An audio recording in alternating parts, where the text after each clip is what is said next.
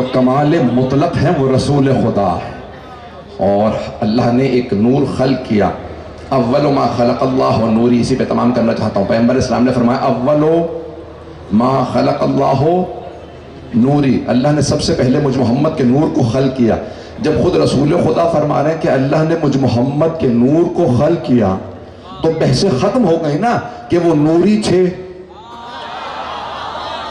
اب یہ خاکی کی بحثوں کو کرنا ہی نہیں چاہیے.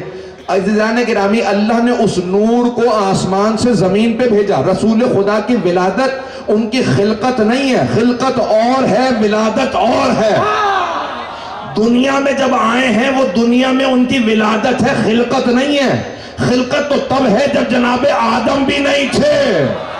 کنتو نبیًا و آدم و بین الماء والطین، جب آدم کی مٹی مٹی تھی، پانی پانی تھا، میں اس وقت بھی نبی تھا.